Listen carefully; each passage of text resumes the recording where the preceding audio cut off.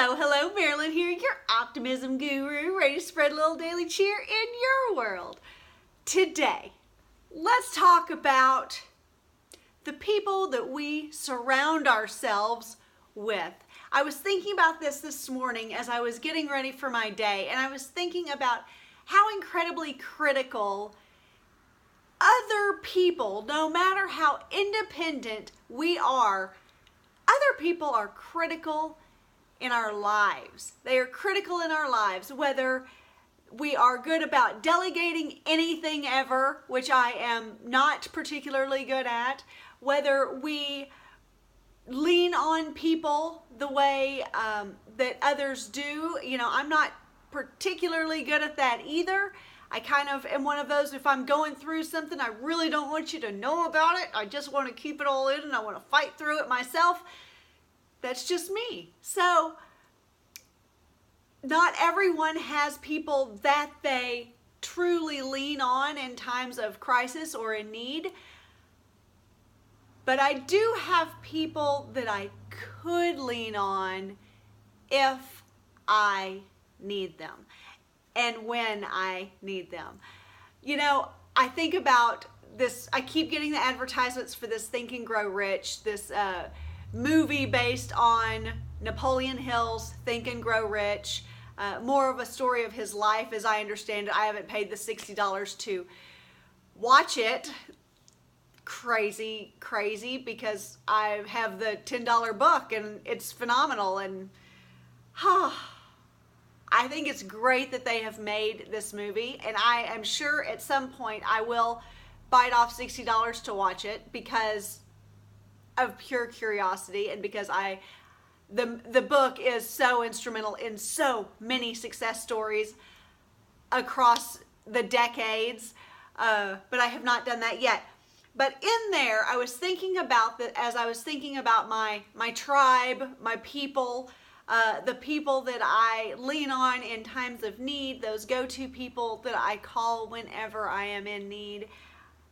I was thinking about Napoleon Hill's Mastermind Group and how critical it is to have people in your circle. And his people were not all alive. In fact, I think they were all dead. He kind of conjured them in interesting ways in his mind, and it was just, he had incredible just control over his focus in his mind, and it was just phenomenal. I'd love to know what Napoleon Hill would think about cell phones these days.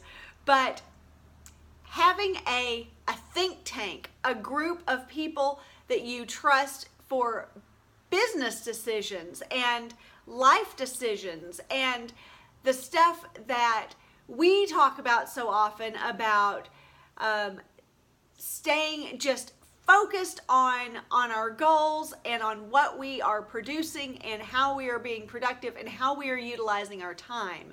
And I do have several people in my world that maybe I don't go to when I'm falling apart because I'm not good about that. But when I am building, I will go to people like crazy, and I will bounce ideas off of the people that I trust in this industry or in this area of my life. I will, go through articles and facts and statistics and just all kinds of different ways of analyzing if I am on the right track or if my forward thinking makes any sense at all, and if it looks like a good way to propel myself forward.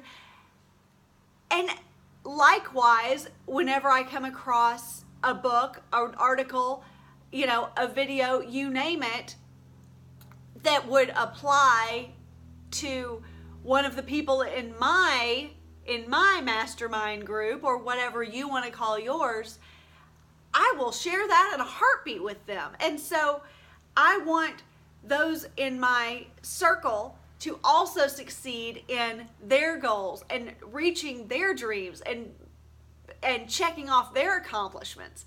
So I think it is just so critical to have these important people, not only from an emotional standpoint, whether you will utilize them or not, but from a business, organization, productivity, accountability. You need accountability partners in exercise, in nutrition, in business, in just staying on track and on top of your lives, and not just hiding behind all of the excuses that we all come up with every single day of our lives. So I'd like to know who your accountability people are.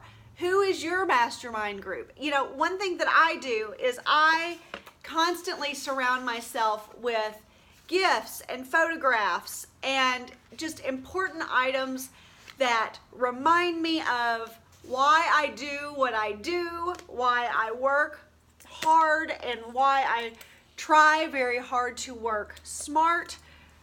I mean, all of these things are sweet little gifts and reminders from people who love me and think that I am amazing and want me to succeed in all that I do. And so they stay a little bit dusty because every office that I have, every workspace, every quiet living space are filled with these mementos and reminders of why I do what I do.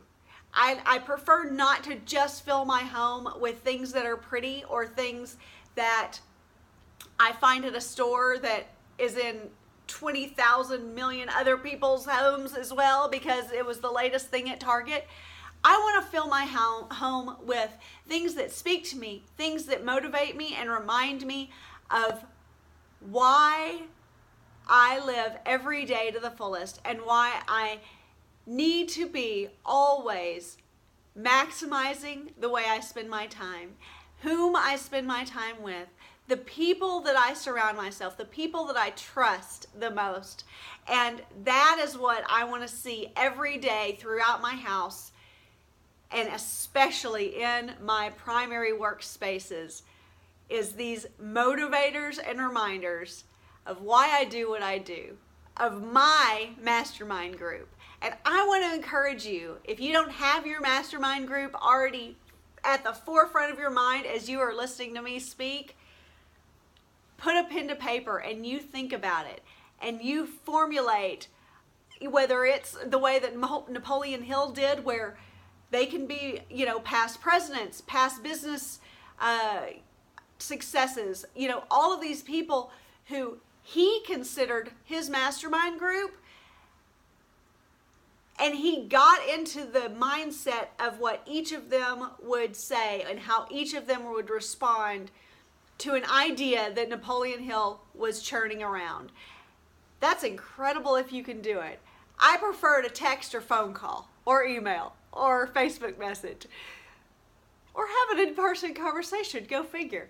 But find your people. Surround yourself with things that remind you of your people and your goals each and every day. And until I see you again, I hope that you are making it a great day.